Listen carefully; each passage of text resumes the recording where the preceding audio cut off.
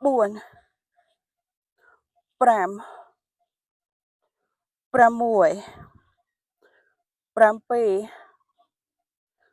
8 9 10 11 មួយទៀត12 អូខេយើងចាប់ក្បាច់ទី1ទីទៀតគឺយើងនឹងត្រៀមខ្លួនក្បាច់ទី2ហើយអ្នកទាំងអស់គ្នាចូលមកដល់ក្បាច់ទី2ក្បាច់ទី2នេះគឺឲ្យយើងឈរខ្លួនជើងយើងមកចំហស្មារបស់យើងចេះហើយបន្តមកអ្នកទាំងអស់គ្នាអោនខ្លួនទៅមុខដងខ្លួនយើងត្រង់បែបនេះហើយយើងទាញខ្លួនត្រឡប់មកវិញយើងធ្វើ12ដងហើយយើងធ្វើសរុបទាំងអស់គឺ3សេតតោះចាប់ផ្ដើមធ្វើដងខ្លួនត្រង់ទាញខ្លួនត្រឡប់មកវិញ1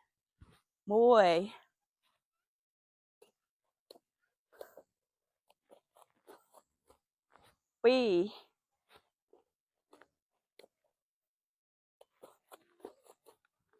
3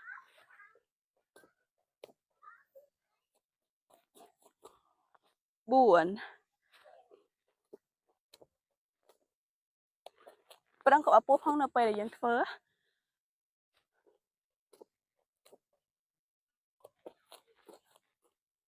6 ស៊ូ7 8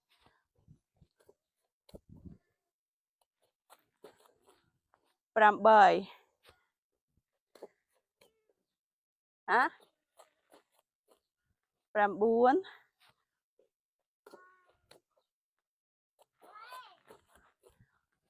9 10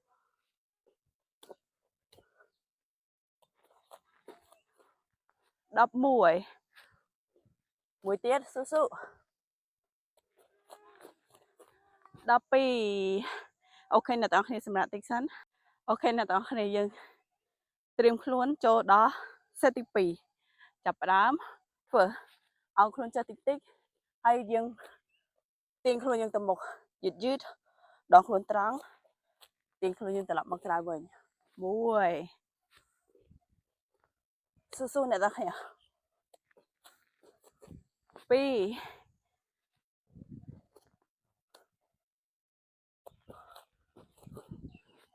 3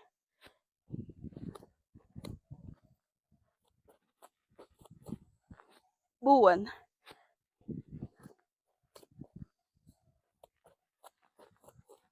5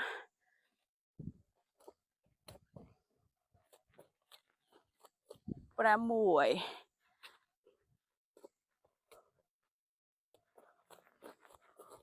7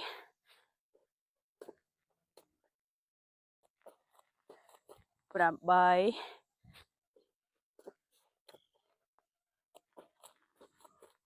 10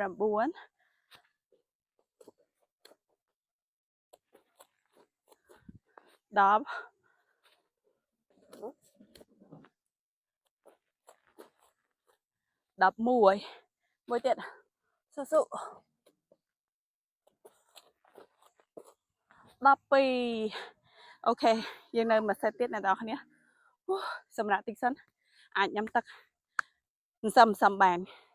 ញ៉ាំជាទឹកតែឬមួយទឹកក្តៅអ៊ុនៗក៏បានដែរអូខេត្រៀមខ្លួនចូលដល់សេតទី3ចាប់ផ្ដើមធ្វើអោនខ្លួនចុះ1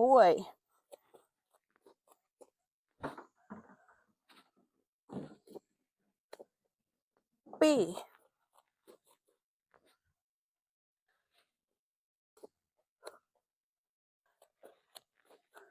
3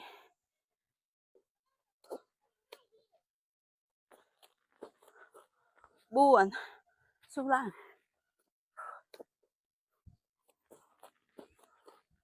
5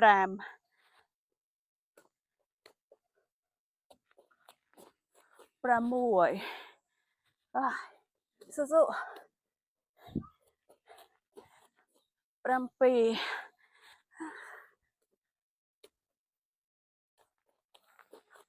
8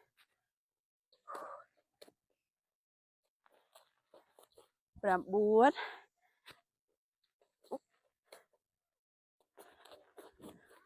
10មួយ2ទៀតស៊ូស៊ូ11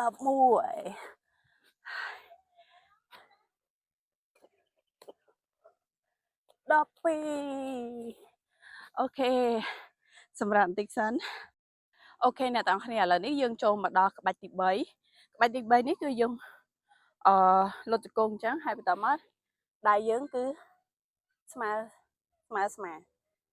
ដាក់ចំហដៃយើងស្មើនឹងចំហស្មាដូចគ្នាហើយបន្តមកអ្នកទាំងអស់គ្នាដៃជើងឧទាហរណ៍ថាជើងឆ្វេងយើងលើកជើងឡើងយើងឆ្លាស់ដោយដៃស្ដាំលើកទៅមុខដែរដល់យើងធ្វើឆ្វេងស្ដាំរាប់1យើងធ្វើសរុបទាំងអស់គឺ10ដងយើងធ្វើបែបនេះអ្នកទាំងគ្នាបើសិនតែយើងអត់តន់ចេះទប់លំនឹងខ្លួនឲ្យយើងធ្វើយឺតសិនណាអូខេយើងទាញជើងយើងត្រឡប់មកវិញដូរខាង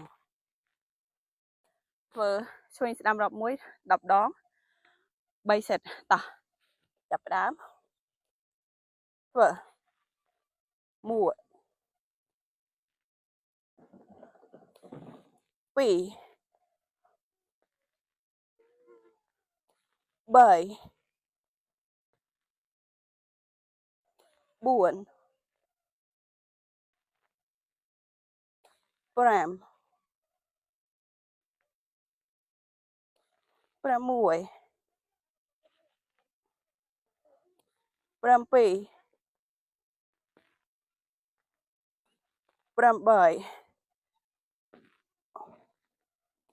9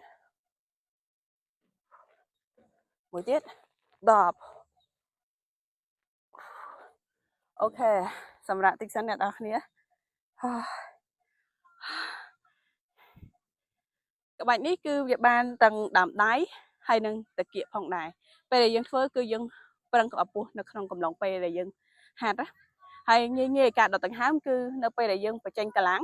ឲ្យយើងផ្លុំខ្យល់ចេញវែងៗពេលដែលយើងបធូរកន្លងឲ្យយើងដកដង្ហើមចូលអូខេតោះ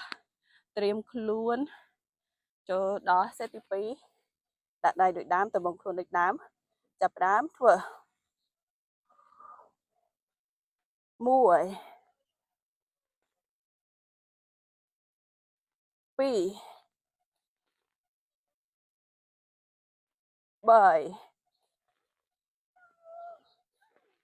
4 5 6 7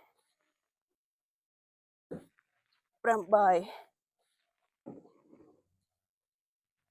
9 10អូខេសម្រាប់បន្តិចសិនតិចទៀតយើងចូលដល់សេតទី3ស៊ូឡើងអ្នកនរគ្នាអូខេតោះសេតទី3ត្រៀមខ្លួនចាប់ផ្ដើមធ្វើ1 2 3 4 5 6 7